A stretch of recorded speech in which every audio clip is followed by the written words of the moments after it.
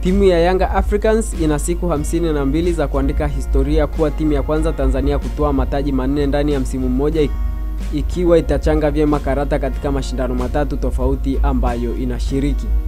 Kati ya mataji hayo tayari imetoa moja la ngao ya jamii ya kufungua msimu wa ligi kuu bara ilipoibuka na ushindi wa magoli 2-0 dhidi ya Simba, na sasa inavizia taji la ligi kuu, kombe la shirikisho Afrika na kombe la shirikisho la Azam Sports Federation Cup. Katika siku 52 Yanga inakabiliwa na mechi 5 za ligi kuu bara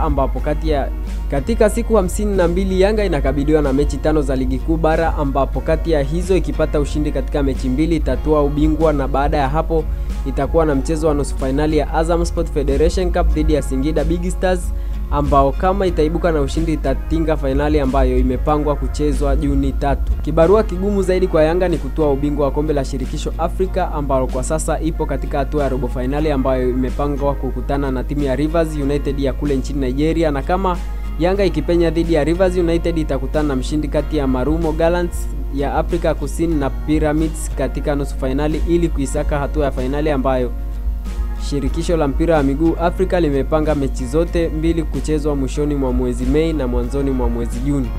Mchezo wa kwanza wa hatua ya finali ya kombe la shirikisho Afrika utachezwa Mei 28 na wa marudiano wa mwisho umepangwa kuchezwa Juni 3.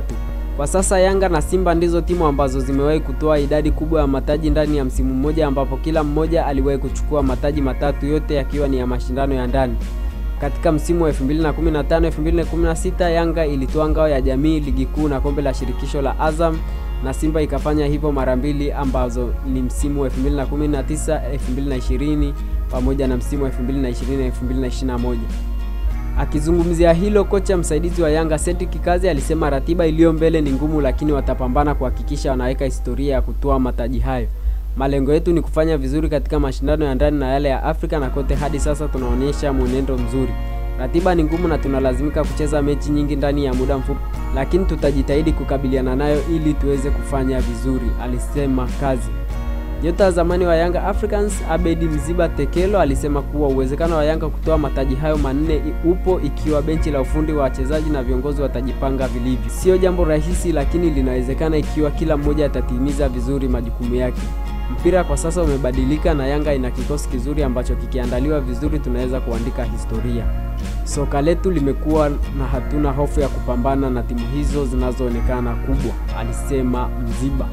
Ili uendelee kuwa kwanza kupata video zetu, ni kukumbushe kushuka chini ya video hii na kugusa maandishi mekundu yaliyoandikwa subscribe pamoja na alama ya kengele.